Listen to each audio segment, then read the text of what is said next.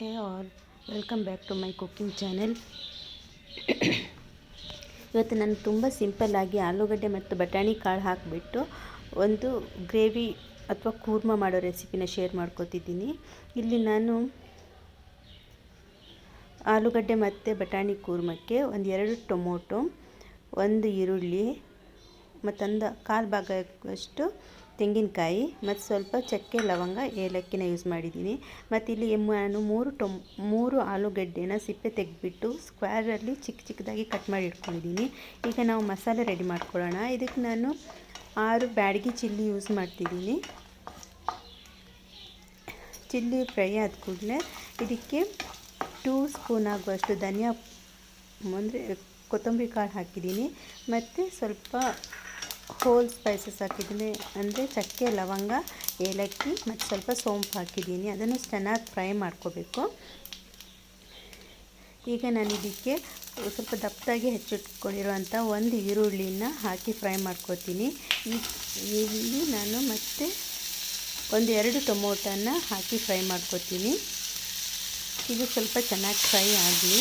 ಈ gravy ghee rice ಜೊತೆಗೆ combination ಆಗಿ ಚೆನ್ನಾಗಿರುತ್ತೆ. ಮತ್ತು ಕಾಲು ಭಾಗ ಆಗೋಷ್ಟು ತೆಂಗಿನಕಾಯಿನ ಚಿಕ್ಕದಾಗಿ ಪೀಸ್ ಮಾಡಿಕೊಂಡು ಫ್ರೈ ಮಾಡ್ಕೋತಿದ್ದೀನಿ. ಈಗ ಇದು ಆಲ್ಮೋಸ್ಟ್ ಚೆನ್ನಾಗಿ ಫ್ರೈ ಆಗ್ತಾ ಬಂದಿದೆ. ಸ್ವಲ್ಪ ಚೆನ್ನಾಗಿ ಫ್ರೈ ಹಾಕ್ಕೋಬೇಕು. ಇದೀಗ ಇನ್ನೊಂದು ಕಡಾಯಿ ಇಟ್ಬಿಟ್ಟು ಅದಕ್ಕೆ ಸ್ವಲ್ಪ ಎಣ್ಣೆ ಮತ್ತು ಸ್ವಲ್ಪ ಕರಿಬೇವನ್ನ ಹಾಕಿ ಫ್ರೈ ಮಾಡ್ಕೋತಿದ್ದೀನಿ. ಇದು ಸ್ವಲ್ಪ ಫ್ರೈ ಆದ ನಂತರ ಚಿಕ್ಕದಾಗಿ ಹೆಚ್ಚಿಟ್ಕೊಂಡಿರೋ ಒಂದು ಚಿಕ್ಕ ಈರುಳ್ಳಿನ ಹಾಕಿ ಫ್ರೈ ಮಾಡ್ಕೋತೀನಿ. ಇದು ಸ್ವಲ್ಪ ಪಿಂಕಿಶ್ ಆಗಿ ಅದರ ನಂತರ ಚಿಕ್ಕದಾಗಿ ಹೆಚ್ಚಿಟ್ಟಿರುವಂತಹ ಆಲೂಗಡ್ಡೆನ ಹಾಕಿ ಫ್ರೈ ಮಾಡ್ಕೋತೀನಿ. ಈ ಗ್ರೇವಿ ಗೀ ರೈಸ್ ಜೊತೆಗೆ ಕಾಂಬಿನೇಷನ್ ಆಗಿ ತುಂಬಾ ಚೆನ್ನಾಗಿರುತ್ತೆ. ಅದೇ ರೀತಿ ದೋಸೆ, ಚಪಾತಿ, ಪೂರಿ ಜೊತೆನೂ ಚೆನ್ನಾಗಿರುತ್ತೆ. ಸ್ವಲ್ಪ ಸಾಲ್ಟ್ ಹಾಕಿಬಿಟ್ಟು ಚೆನ್ನಾಗಿ ಮಿಕ್ಸ್ ಮಾಡಿಕೊಂಡು ಒಂದು 5 ಮಿನಿಟ್ಸ್ ಎಣ್ಣೆಯಲ್ಲೇ ಫ್ರೈ ಆಗೋದಕ್ಕೆ ಬಿಡೋಣ. ಈಚೆಯಲ್ಲಿ ನಾವು ಫ್ರೈ ಮಾಡ್ಕೊಂಡಿರೋ ಮಸಾಲೆ ಕೂಡ ಚೆನ್ನಾಗಿ ಫ್ರೈ ಆಗಿದೆ. ಇದನ್ನು ಈಗ ಒಂದು ಮಿಕ್ಸಿ ಜಾರ್ಗೆ ಹಾಕಿ ಮಿಕ್ಸ್ ಮಾಡ್ಕೋಬೇಕು.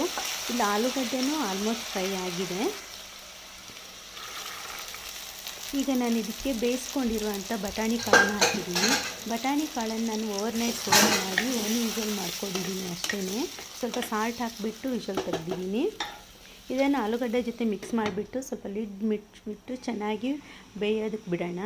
ಈಗ ಇಲ್ಲಿ ಮಸಾಲ ರೆಡಿಯಾಗಿದೆ. ಈ ಮಸಾಲಾನ ನಾನು ಆಲೂಗಡ್ಡೆ ಮತ್ತು ಬಟಾಣಿ ಕಾಳು ಮಿಶ್ರಣಕ್ಕೆ ಹಾಕ್ತಿದ್ದೀನಿ. ಈಗ ಇದಕ್ಕೆ ಎಷ್ಟು ನೀರು ಬೇಕೋ ಅಷ್ಟು ನೀರನ್ನು ಆ್ಯಡ್ ಮಾಡಿಕೊಂಡು ಒಂದು 5 to 10 ಮಿನಿಟ್ಸ್ ಚೆನ್ನಾಗಿ ಕುದಿಯೋದಕ್ಕೆ ಬಿಡಬೇಕು. ಆವಾಗ ತುಂಬ ಟೇಸ್ಟಿಯಾಗಿರುವಂತಹ ಕ್ವಿಕ್ಕಾಗಿ ಮಾಡುವಂಥ ಆಲೂಗಡ್ಡೆ ಮತ್ತು ಬಟಾಣಿ ಕಾಳು ಕೂರ್ಮ ಅಥವಾ ಸಾಗು ಅಥವಾ ಕರಿ ಏನೇ ಅನ್ಬೋದು ಅದು ರೆಡಿ ಆಗುತ್ತೆ. ಇದು ಗೀ ರೈಸ್ ಜೊತೆಗೆ ತುಂಬ ಚೆನ್ನಾಗಿರುತ್ತೆ. ಕೊನೆಯದಾಗಿ ಕುದಿ ಬರುವಾಗ ಸ್ವಲ್ಪ ಕೊತ್ತಂಬರಿ ಸೊಪ್ಪನ್ನು ಕಟ್ ಮಾಡಿ ಹಾಕ್ತಿದ್ದೀನಿ.